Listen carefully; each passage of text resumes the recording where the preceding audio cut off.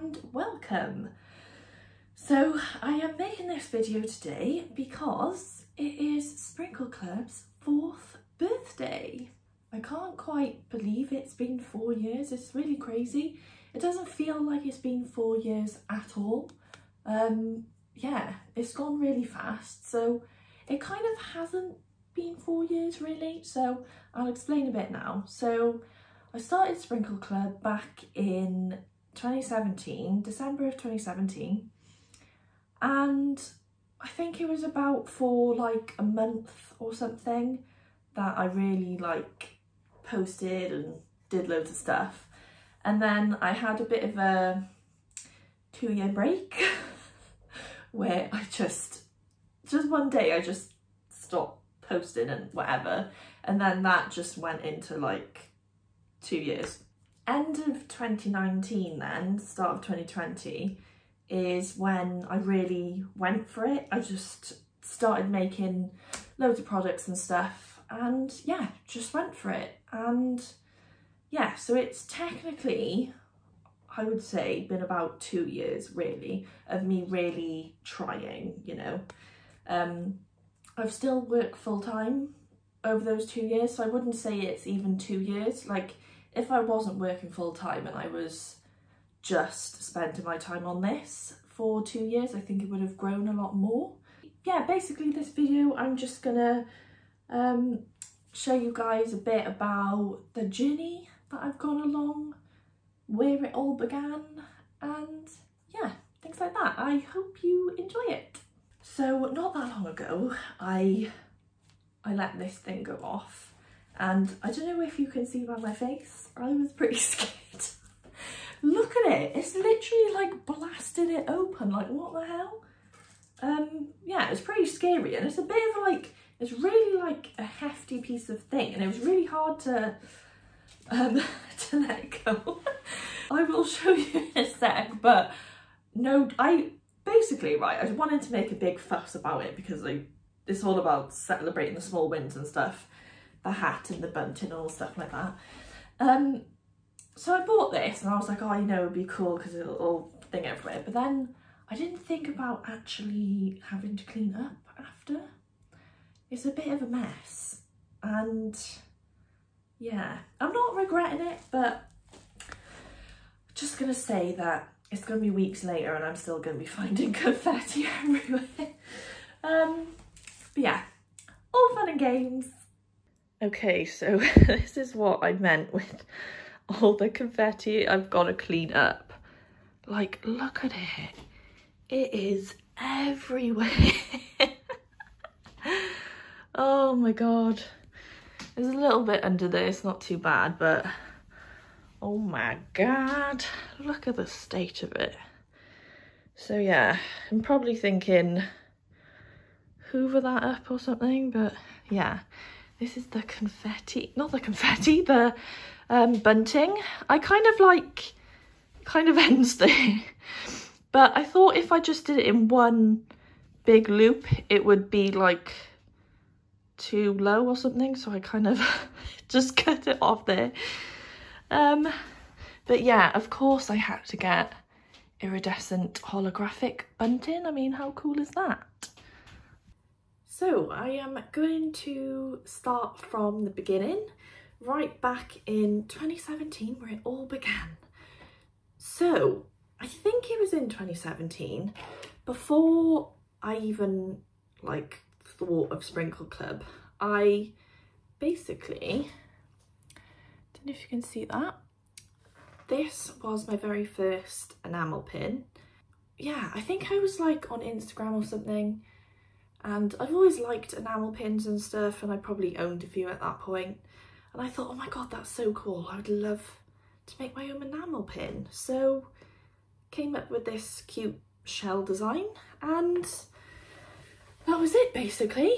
I think I, at that point, created my Etsy, and I had a freelance graphic design Instagram and I started posting it on there, which probably wasn't the best way of doing it because it's not really my audience and yeah, and stuff like that.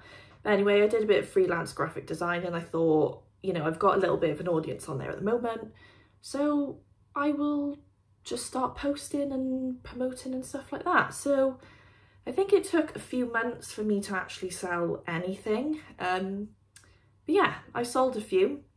That was like my first item and only item I had in my store for quite a while. And then I think it was later on in that year, I wanted to make more enamel pins, but obviously they're quite expensive to make. So I thought of doing a Kickstarter. And again, for the Kickstarter, it was promoted on my graphic design profile. And these are the two designs that I wanted to get funded. So like a little succulent and a Monstera enamel pin. This was my first ever Kickstarter. Yeah, I can't remember how much I raised. I think it was like 400 and something for the 2 pin designs, 50 of each. And yeah, I just shared it with everyone I could think of, friends, family, friends, whatever, you know, colleagues, got everyone to get on board with it. And yeah, it got funded, only just about though, luckily. I think it was like a few % over. It was very cutting it fine. But yeah, I got there in the end. So this is actually the backing cards that I first got. As you can see, it's my very first branding. Can you see up there? Like the random ass.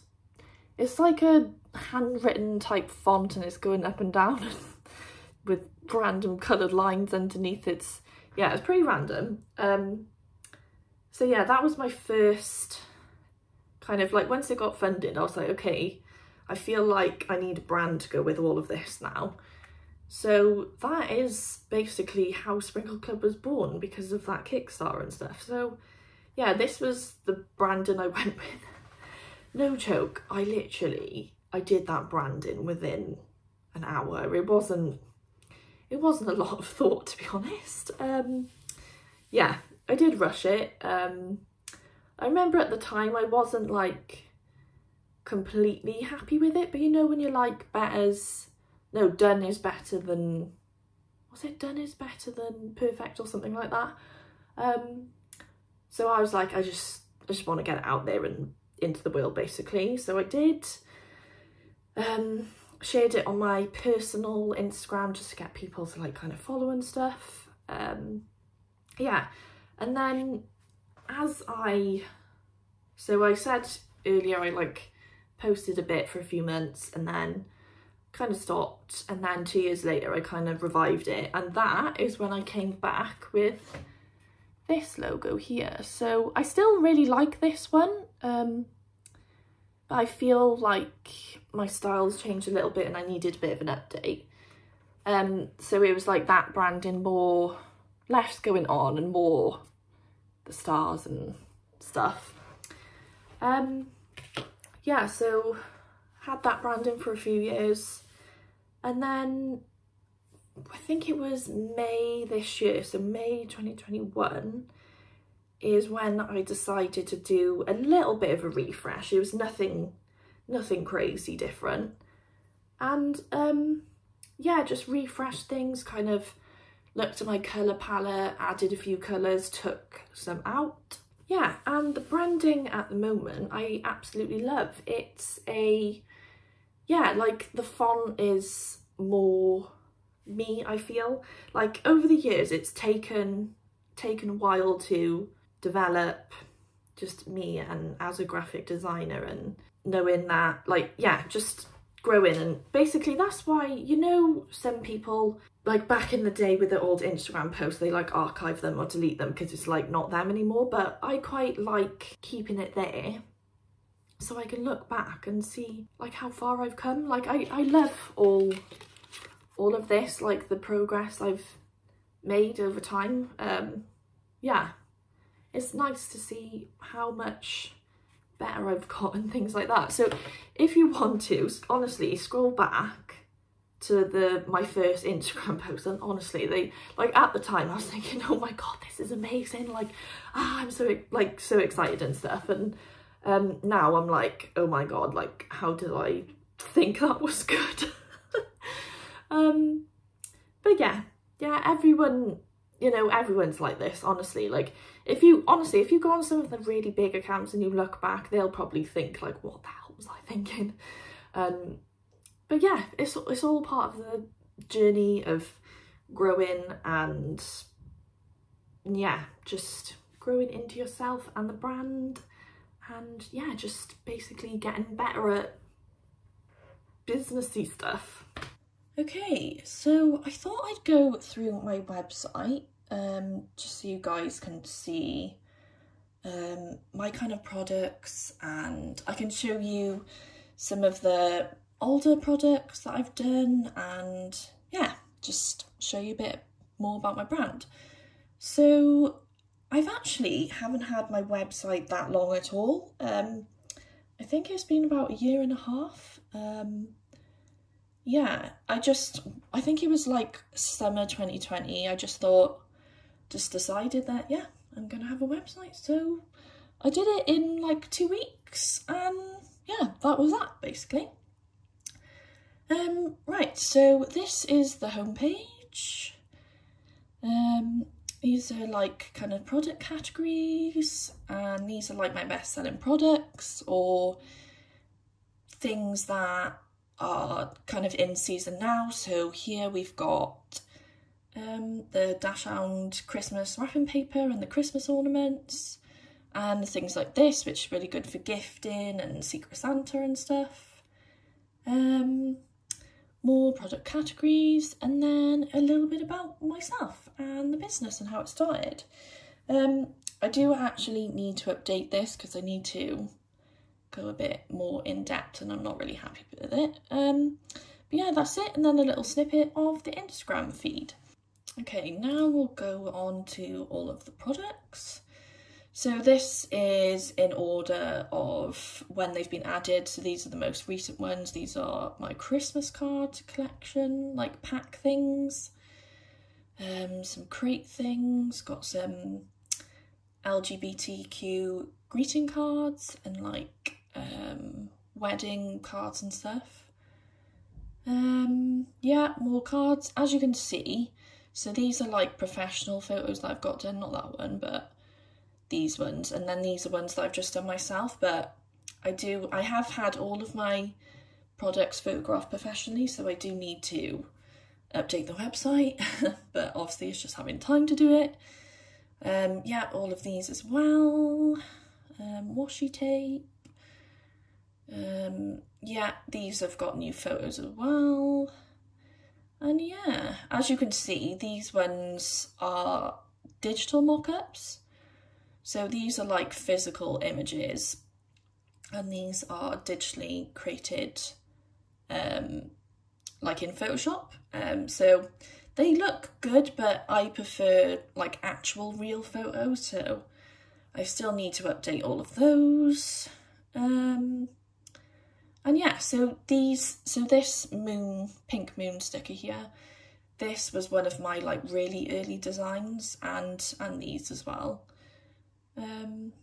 Yeah, this moon mouse mat has probably been my best selling mouse mat. It's done considerably well. Yeah, these, I still absolutely love these, even though they are like really old in terms of like my work and stuff. I think they're still like really relevant, and I absolutely love them. So I think they've aged quite well. And as you can see, these are all of my first ever products. So yeah, I don't have a ton of products, but I feel like I have a good amount. I try and release new stuff when and where I can. But yeah, it's building up nicely. Okay, so I'm just looking back through my Instagram to give you guys a bit more info on like timeline and things like that, and some of the milestones I've hit along the way. So one I've just found is in like end of November 2019. I will put a little screenshot there. I released my Dachshund pink Christmas wrapping paper, which I just showed you as I was scrolling through my website, and no joke, it went crazy. Like, I wasn't used to, like, at that time I probably didn't have many followers, and I remember when I released that, like, it just went crazy. I remember in one day, I think I sold 4 lots in one day, which for me was like crazy, you know. Even now it's crazy for me, like 2 years down the line or whatever. So yeah, I remember just before Christmas I sold out, and I managed to get some more printed, and I sold a few more, and then obviously Christmas happened, and then I didn't sell anymore, but then I kept it to sell next year then.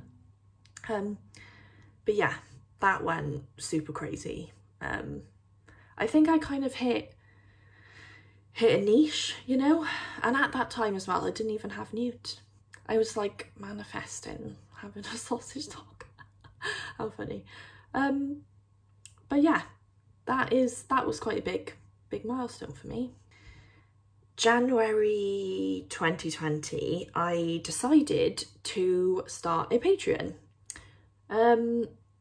Little did I know, it's a lot of commitment and work, but I will talk about that now. So decided to go with a Patreon because I thought it could be a good way of getting a stable income every month, and yeah. But yeah, little did I know, it's a lot of work, a lot of planning, and you're obviously committed to it for once a month, which I thought, yeah, it'd be fine, but that comes around really quickly. I will put a screenshot here of like the kind of things that I was doing and stuff. But yeah, so I did that for about, I think, 3 or 4 months or something, because at the start, obviously, like with anything, you're really excited and you're really into it and you're like loving life and everything. But as soon as I was like getting behind on stuff, and the fact, I think I only had like 3 people on my Patreon as well, so it's quite like I had to produce quite a lot for only 3 people, and yeah, it was a lot of work. And as time went on, I was like, the commitment was too much, and I was obviously working full time and everything, and it was just, yeah, just too much. So I decided, like, it was quite a hard decision, but I knew it was like the right one because I felt like I was taking a step backwards, but I couldn't handle doing it. So I made the executive decision and decided to stop it. And to be fair, everyone was like really supportive and stuff, and yeah, that was that basically. So it was like, yeah, it's a milestone because obviously I started doing that, but then, you know, you learn along the way and realise that, yeah, it's a lot of work, and it's maybe it just wasn't the right time for me. So I would like to get back into Patreon, but even now I think in this moment in time it's just not right for me. Okay, next, so March 2020, I think this was maybe just before lockdown or as lockdown just began or something like that. I posted my first YouTube video, and here I am after posting like 3 videos in 2020, like a year later, bringing it all back up again. But anyway, I have a habit of doing that, but yeah, I'm hoping to be a lot more consistent now. But yeah, did my first YouTube video, and it's crazy like how much things can change in a year. So I think my little studio vlog was, so my desk was, it was a tiny desk underneath the stairs with like a printer, a little paper rack, and that's it, and then my laptop, and that was literally it. I'll put a screenshot here.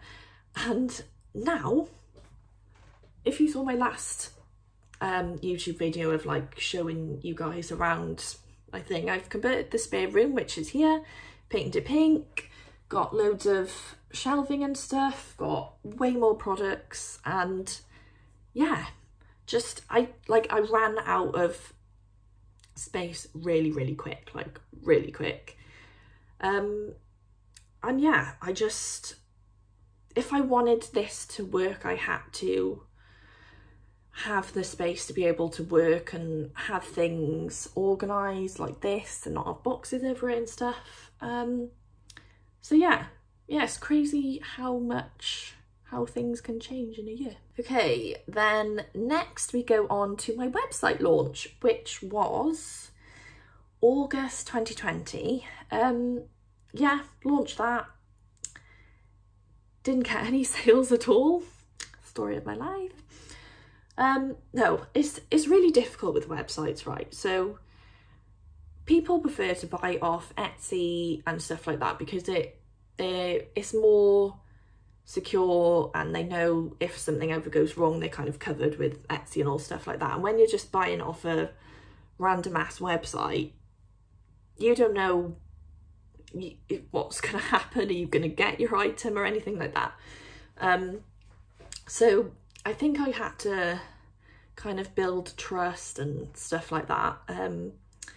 But I think it was shortly after that I joined the Ecom Growth Hub. I don't know if anyone knows that. So it's basically like a Facebook ads course and just the overall strategy with Instagram and all stuff like that. And I did that, and it was honestly incredible. So it's a lot of learning, a lot of spending money, but I was willing to put the work in for it to pay off. And yeah, I started running ads, and when they started working, boy did they start working. So I think it was from then onwards, like I hadn't any sales, and then my first few orders started coming in from ads, and it just went absolutely crazy. Because I know in 2020 the online growth of sales like skipped 5 years in the future type thing. It was crazy.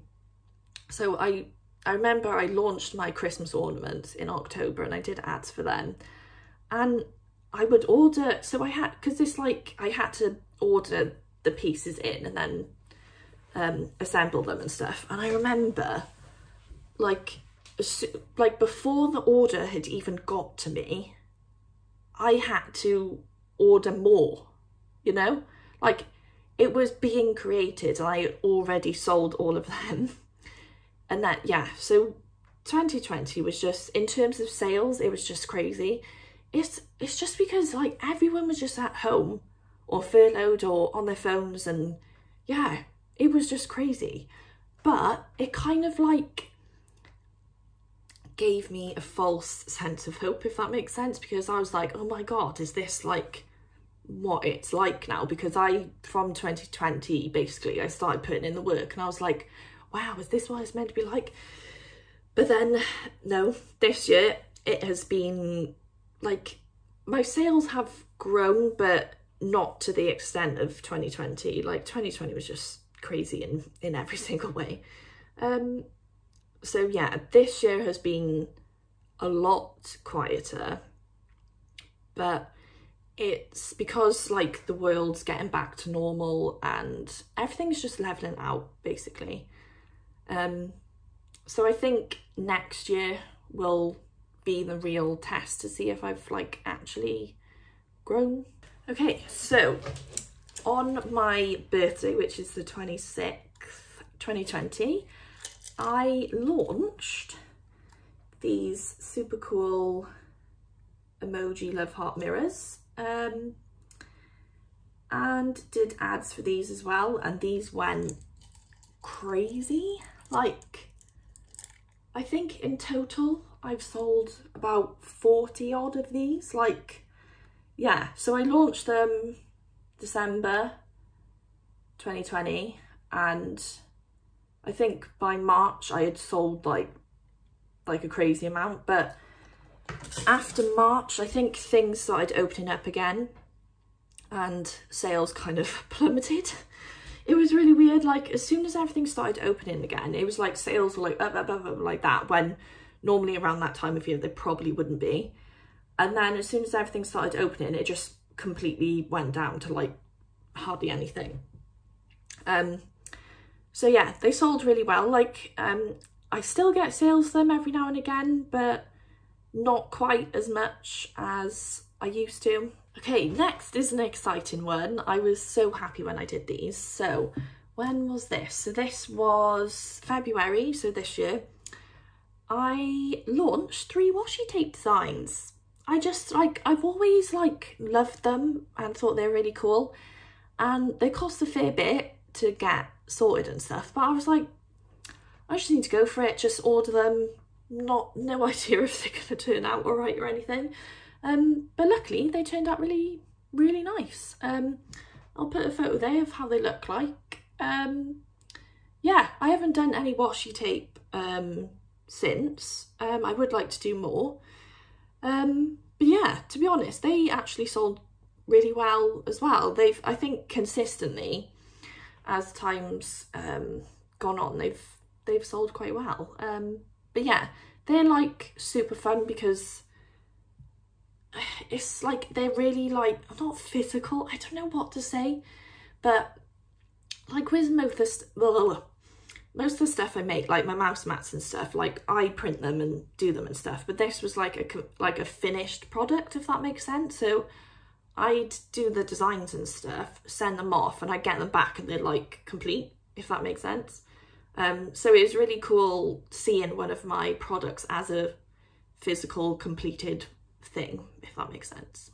Okay, so April 2021, I reached 2,000 followers, which was, I know followers aren't everything, but you know, I know everyone starts from 0, but it was quite a big thing for me that I had managed to do that all by myself with no help. I can't remember when I reached 1k followers. I don't know why I didn't celebrate it. But yeah, I remember my first 1,000 followers was hard.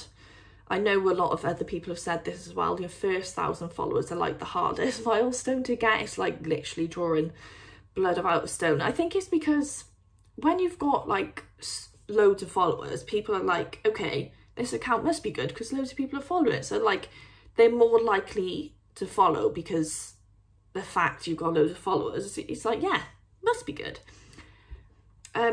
So yeah, first 1,000 followers was hard because I think people were a bit like reluctant to, you know, but as more I was posting loads of different things, it just builds up over time, basically.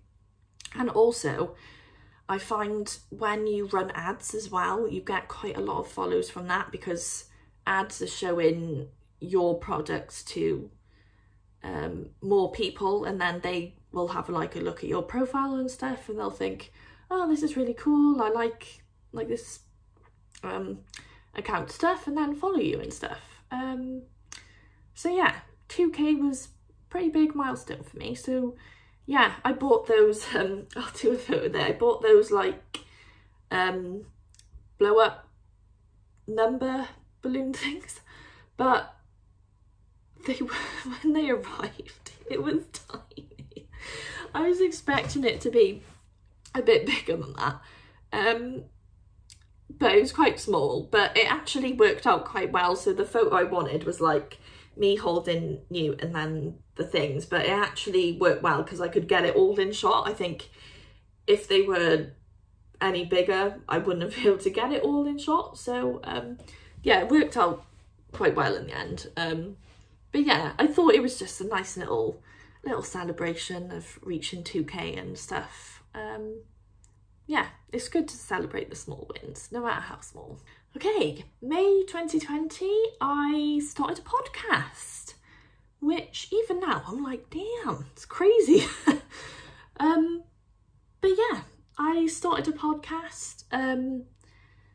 Basically, like in my head, I've got loads of like knowledge and stuff, and I just thought this podcast was a good way of getting all my knowledge out, but sharing it with people that would like to hear it and helping people. And yeah, I just thought it was a shame not to, all the knowledge I knew, not to share it with everyone.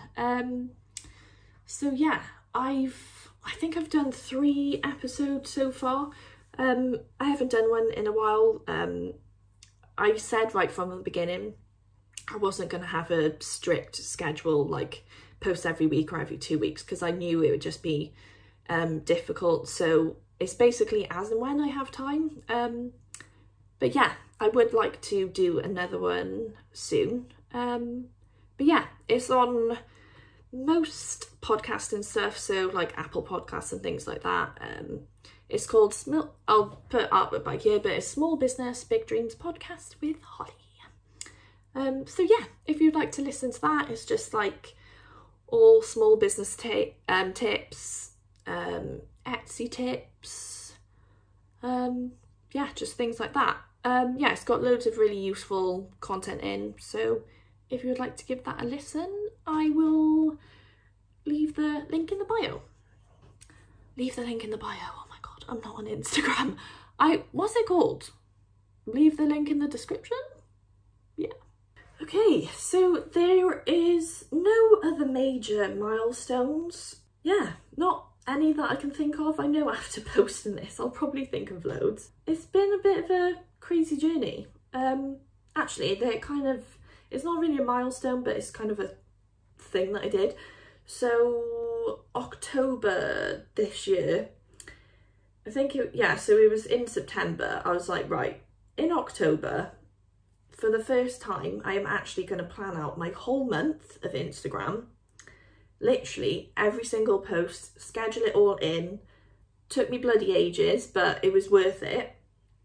So, and I just wanted to see that if I posted consistently every day, had loads of content, loads of pictures, all that, like how the response would be. And to be honest, it was really good. I got loads of engagement. People were getting used to, you know, things that I was like posting consistently and stuff like that. And yeah, it was really well. I try and schedule a few days if I can in advance, but to be honest, most of the time it's flying by the seat of my pants or whatever, like day to day.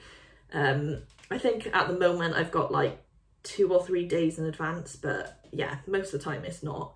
But yeah, if you have the time, can put the time aside to do that, it does really help. And also it's good to look back at my insights to see what kind of posts were actually performing well. So posts of like me, Newt, behind the scenes, my desk, my like studio space, all did amazingly well because people just love stuff like that. Always photos of me and Newt and of just people in general always did really well, because I think people just like to see the face behind the brand and that you're a human being, and people remember a face more than just a normal product or Instagram post kind of thing. They can like relate to you and stuff. So yeah, if you're not showing your face, I would recommend it. And in the last like few months as well, I've started talking on my stories. I'm really honest. And like I've had quite a lot of like messages saying, oh my god, like I love how honest you are. It's like a breath of fresh air. But yeah, I think it's just in my nature just to be really honest. I don't ever do it in like a way to hurt people. I have some control, but when it comes to my business, I just like to just tell it as it is. I did stories of I did a product launch, and I remember I put like my heart and soul into it. I was like promoting it, did email marketing, did like everything you can think of, right? And I literally got no sales. So I was like feeling so sad and sorry for myself. So I thought, like, I just want to go on stories and just tell people how it is, and yeah, that it's not it might look amazing from the outside, but it's not. And no joke, I had like 10 plus messages from people being like, oh my god, like I love how honest you're being, like I feel the same, like, you know, I'm so sorry that's happened. But and it was just like, honestly, it was amazing. And like, you think people aren't watching or listening, but there's a lot of like silent fans you have that never like any. So basically, I don't like a lot of stuff. I don't know why. Like, honestly, there's some accounts that I bloody love and I haven't even liked any of this stuff or anything like that.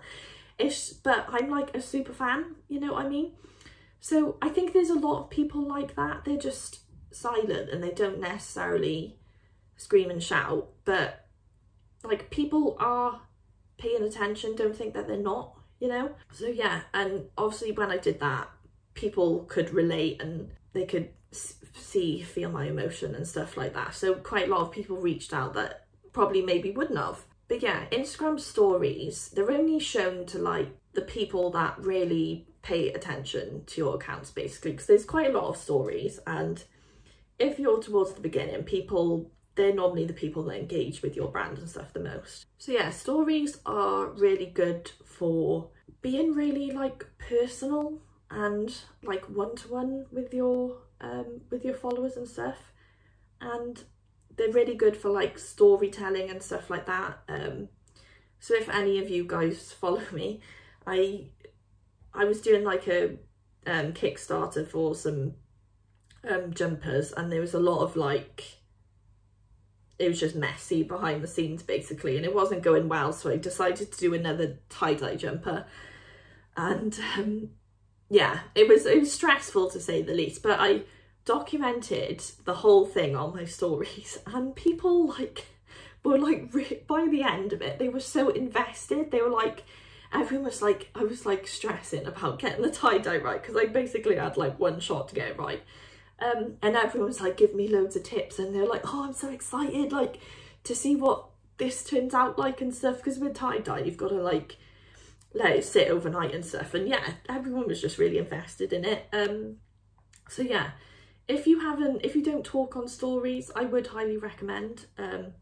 I know for me, I don't put makeup on that much, but you just gotta, like, there's filters if you don't have any makeup on, like not like the crazy ones, just ones that are a bit like, you know, subdued. And yeah, when I got over that, I was just posting stories all the time and people loved it. So yeah, just take baby steps if you want to start posting on stories, but yeah, they're really good for connecting with your followers and yeah, making real connections.